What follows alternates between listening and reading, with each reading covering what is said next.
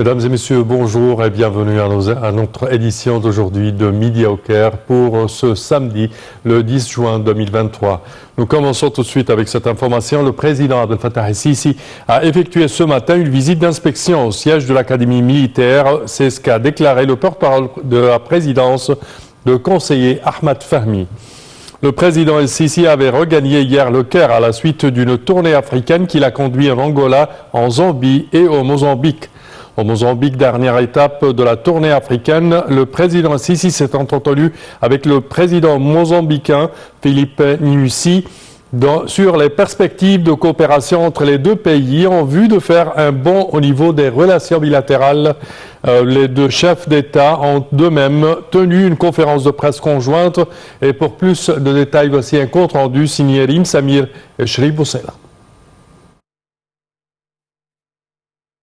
Lors des entretiens avec le président mozambicain Filipe Nyusi dans la capitale Maputo, le président Abdel Fattah el-Sisi a affirmé qu'il avait tenu à visiter le Mozambique lors de sa tournée africaine actuelle, vu l'appréciation par l'Égypte pour les relations de fraternité historique liant les deux pays. Il y a de larges perspectives de développement du niveau de la coopération économique entre l'Égypte et le Mozambique. C'est ce qu'a affirmé le chef de l'État, soulignant l'importance d'œuvrer pour promouvoir les échanges commerciaux entre les deux pays pour que ces derniers correspondent au niveau des relations bilatérales privilégiées.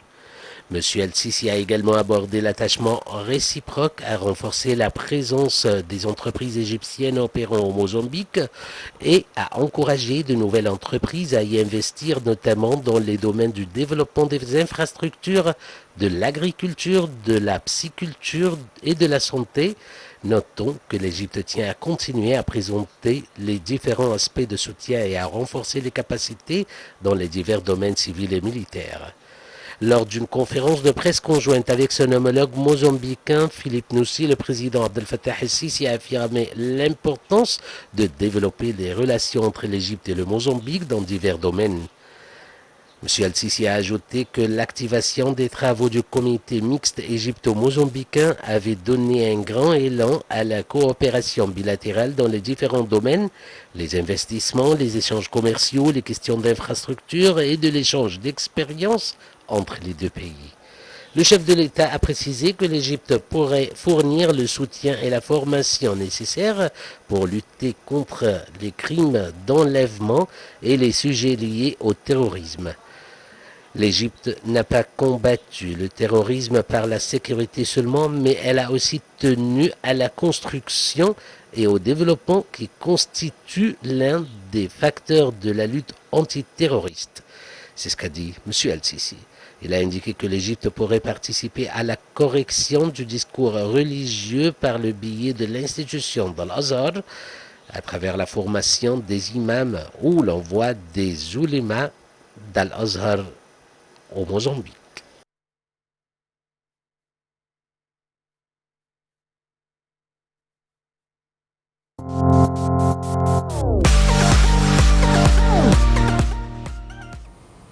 Et le Premier ministre, Dr Moustapha Madbouli, a confirmé son intérêt à suivre les développements du programme national de réforme structurelle qui repose sur une approche participative entre l'État, le secteur privé et la société civile depuis son lancement en avril 2021. Et pour plus de détails, voici un compte rendu. Le Premier ministre Dr Moustapha Madbouli a confirmé son souci de suivre les développements du programme national de réforme structurelle qui repose sur une approche participative entre l'État, le secteur privé et la société civile depuis son lancement en avril 2021. Lors d'une réunion tenue au siège du Conseil des ministres dans la nouvelle capitale administrative, le Premier ministre a affirmé l'importance des procédures suivies par ce programme pour accroître la flexibilité de l'économie nationale et transformer sa trajectoire pour devenir une économie productive bénéficiant d'avantages compétitifs afin de soutenir sa capacité de se développer de manière équilibrée et durable. Pour sa part, le ministre de la Planification et du Développement économique, Dr Hala Saïd, qui a assisté à La Réunion a passé en revue un rapport sur les développements les plus importants survenus depuis le lancement du programme, pointant sur nombre d'indicateurs positifs réalisés grâce à la mise en œuvre de ce programme. Elle a souligné la hausse du taux d'investissement du PIB à environ 15,2% au cours de l'exercice 2021-2022 contre 12,2% en 2020-2021 et des exportations des produits non pétroliers du PIB pour atteindre 5,5% en 2021-2022 contre 4,97% en 2020-2021. En plus du taux de croissance économique qui a doublé en 2021-2022 pour atteindre 6,6%.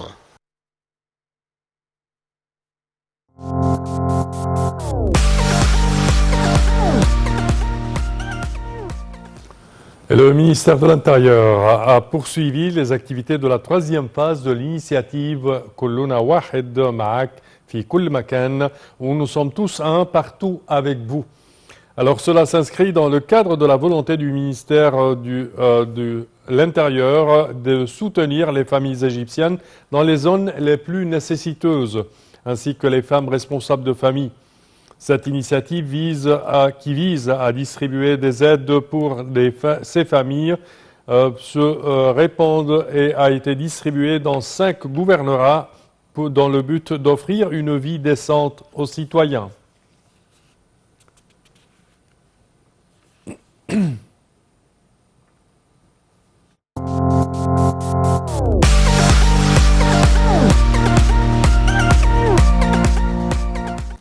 Et le porte-parole du ministère des Affaires étrangères, Ahmad Abou Zeid, a exprimé sa sincère sympathie et sa compassion avec la France à la suite d'une attaque au couteau survenue hier jeudi passé dans la ville d'Annecy, faisant des blessés parmi les enfants. Je cite, « Nous condamnons fermement cet incident lâche et soulignons notre solidarité avec le gouvernement français et avec les familles des victimes dans leur douloureuse affliction », a-t-il tweeté sur son compte officiel.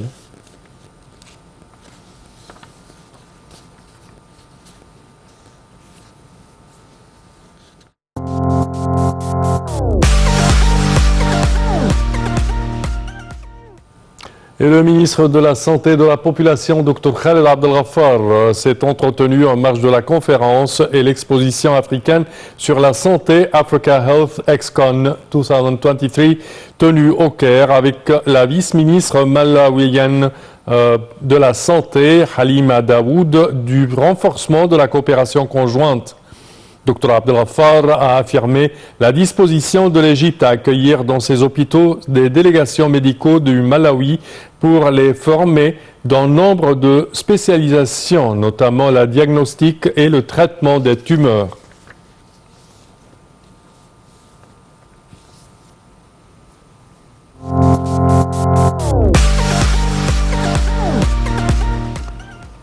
Création d'un centre de réflexion de l'Organisation pour le développement de la femme. La présidente du Conseil national de la femme, Maya Morsi, également président du Conseil ministériel de l'Organisation pour le développement de la femme relevant de l'Organisation de la coopération islamique OCI, a dévoilé les détails de l'initiative égyptienne visant à apporter l'assistance technique et l'aide financière à l'organisation en vue d'établir un centre de réflexion. Le centre de réflexion servira d'une source d'idées et de politiques proposées et permettra de mener des recherches et des études afin que l'organisation puisse jouer son rôle en matière de renforcement de l'égalité entre les deux sexes et d'autonomisation de la femme dans les pays membres. C'est ce qu'a indiqué Mme Morsi dans une déclaration à l'agence de presse officielle du Moyen-Orient. Ce centre sera fondé en fonction des directives données par le président Abdel Fattah el-Sisi lors de la 8e édition de la conférence ministérielle de l'OCI sur la femme qui s'est tenue au Caire le 8 juillet 2021, a-t-elle expliqué.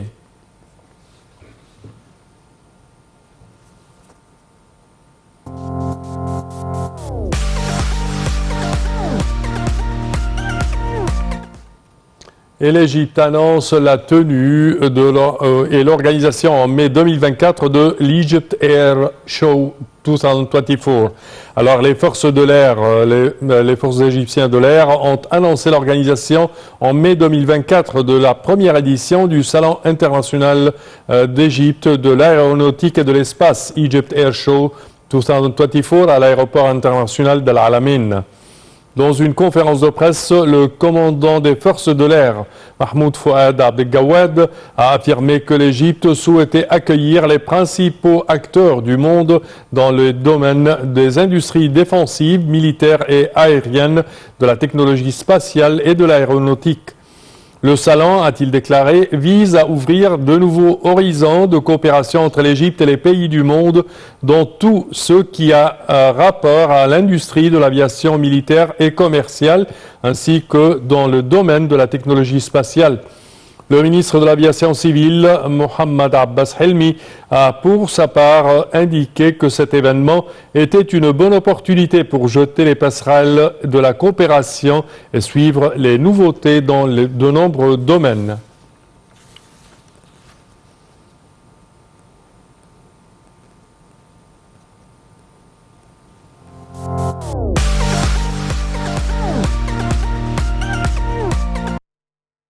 Et dans notre volet sport, Al-Ahli, l'équipe Al-Ahli a entamé une série d'entraînements au Maroc, et cela avant d'affronter dimanche le Wydad Casablanca dans le cadre de la finale retour de la Ligue des champions d'Afrique CAF. Al-Ahli avait battu le Wydad 2-1 dans le match aller dimanche dernier au stade du Caire. Mahmoud Al-Khatib, président du club Al-Ahli, accompagne l'équipe au Maroc. Al-Khatib tient à soutenir les joueurs et le staff technique en vue d'assurer la victoire et remporter une 11e Ligue des champions pour les Diables Rouges d'Égypte. Le conseil d'administration du club Al-Ahli avait choisi Hossam Rali, membre du conseil d'administration, pour être le président de la délégation de l'équipe au Maroc.